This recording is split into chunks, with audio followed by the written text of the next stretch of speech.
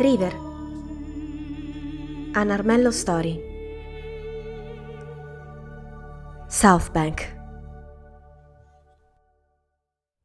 The sun came out slowly in that cold winter daybreak. The outline of a lazy Southbank started to be drawn in the sky, while the first sounds of the town began to rise from the streets and the buildings. Protected by her dark blue cloak, River was getting into the town from the main street that she swept in the last 2 days, from Stone Bluff down the valley of the Northern Needles to the great plain that welcomed the wolf in the core of the ARMELLO's kingdom. Her amber eyes, under the hood, observed the outline of the town, while the sun was rising on the left side of Southbank and brightening the first building facade. On her right side, a wagon dragged by a black bull, followed and helped by his family, surpassed her on the main street, head towards the gate town. Chit-chat and street noises were rising along the smoke of the chimney, while the scent of fresh baked pies spread all over the town plaza. River's eyes and steps followed the black bull's family for a while. Thanks to a quick glance at the wagon, the ranger supposed the family was moving in the town. "Damned wolves!" River heard at her left side, but did not turn her head. Out of the corner of her eyes, she noticed 2 king's guards, full armored. The helmet covered one of the dogs, while the other revealed a molluscous snout. The disdain was loud. It looked like the guard wanted to be sure that everybody around him was listening, while he and his mate were walking in the center plaza, bumping into one of the bold children and reacting with scorn. "Watch your step, you brat!" The calf looked scared, and immediately the mother went to help him, standing up and apologizing. "Oh, so sorry. We're new here." "Don't care!" At that point, the black bull snorted, bothered by that attitude, and slowly got closer to his wife, with chest puffed and back straight. Immediately, everyone in the plaza was able to notice the high difference between the king's guards and the bovine. River could not hear the words of the bull, but surely she heard the arrogant tone of the Molossian, who was pointing his finger against the commoner, when his mate pushed him away, guiding his comrade towards a narrow path between the 2 houses. "Since they arrived, nobody can rest for a bit." Yeah, they always want to command and try to convince us to disdain the podesta, when the only thing they can do is going to the tavern and getting drunk. Yeah, I heard they call Sir Glubgut a poach. Pot calling the kettle back. And the 2 piggy ladies behind River chuckled and snorted, while the wolf mentally thanked them for the loud pieces of information, starting to walk again and taking the exact same narrow path that the 2 guards took before.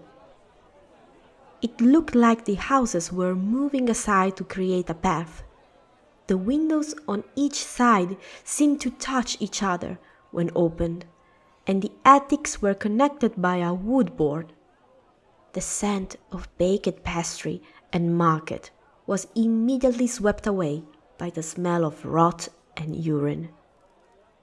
The wolf nose tickled while her eyes identified the shadows of the guard not too far away from her. With a spring she easily reduced the distance and noticed the dogs went into a tavern. Slowly, the ranger approached the shabby-looking place, whose worn-out sign displayed its name, the Wolf Boner. River quickly hid the leather bag with her coins and her brooch under her cloak, revealing the dagger on her left side, and silently she got into the tavern. Immediately her nose was tickled again by the strong scent of low-quality wine and beer. There was a counter, with a toad serving the mollusc's guard, who took the mugs and went back to his mate, who revealed a beagle snout under his helmet.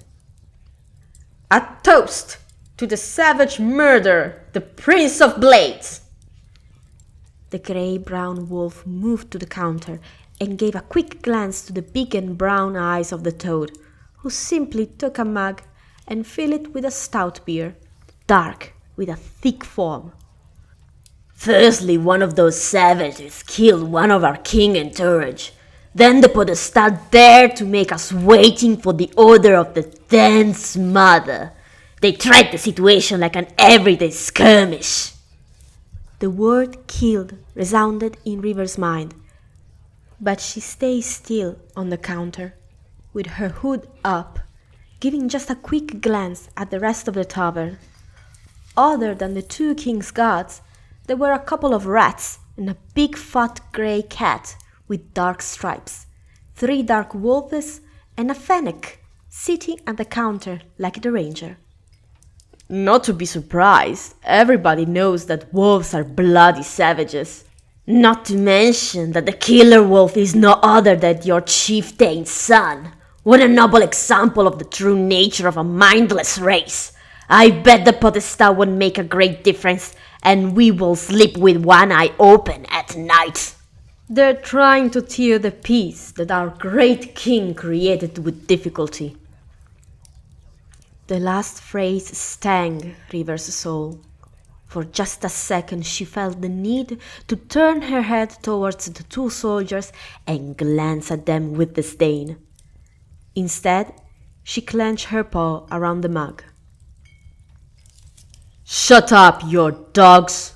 The only thing you can do is smell each other's butts and being good boys for the king. One of the dark wolves stood up and shouted towards the 2 gods. Immediately the mollusk stood up with an angry look. What, wolf? Want to fight? Come on, show me and my friend the only skill you're capable of. Why don't you show me the only thing you can do? And sit.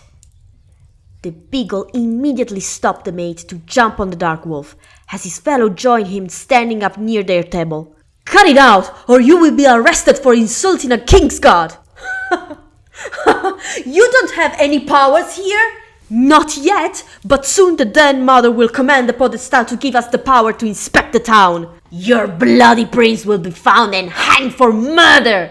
How dare you! Prince Thane didn't do anything. Then why isn't he showing himself? Maybe he's scared? River for a split second noticed the fennec finishing its drink and quickly getting closer to a more hidden corner in the tavern. The wolf quickly paid the toad and went for the exit, while the growling grew loudly. Scared of what? A couple of bitches? What did you say? Oh, sit! Good boy! You half-breed!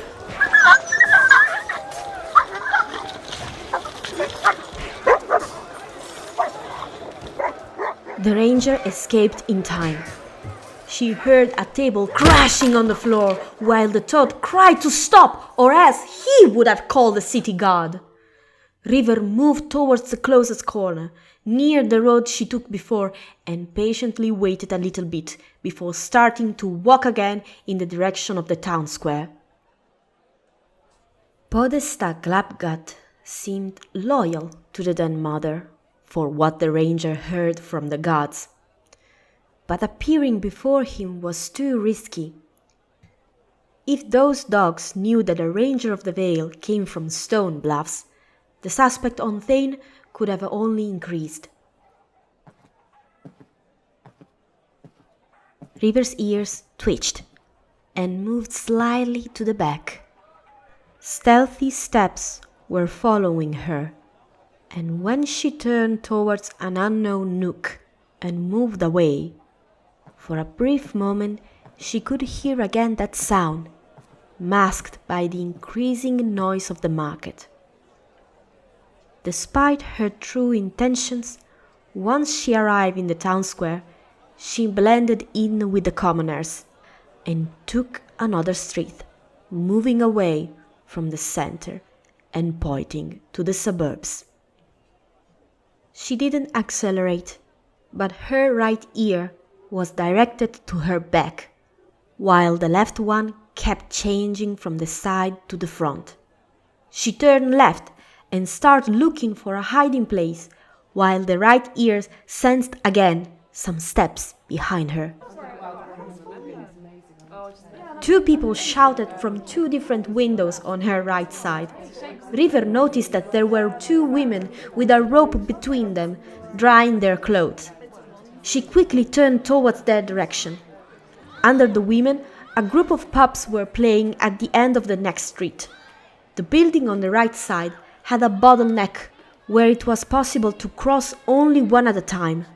Swiftly, the wolf took the bottleneck and stood in the middle, with her back glued on the wall, waiting silently to eventually see who was tailing her. The noisy flock covered with their games River's presence, and for endless time she kept looking at both sides of the bottleneck, slowly taking out her bow and nocking an arrow, ready to shoot eventually. As time passed, no one tried to get in there. Quickly she put arrow and bow back in her quiver, and with a paw on the dagger, she slowly moved towards the other side of the bottleneck, waiting and checking again with ears and eyes that no one was there. Then, rapidly, she moved out there and went back to the town square, mingling again with the citizen and aiming at the podesta's house.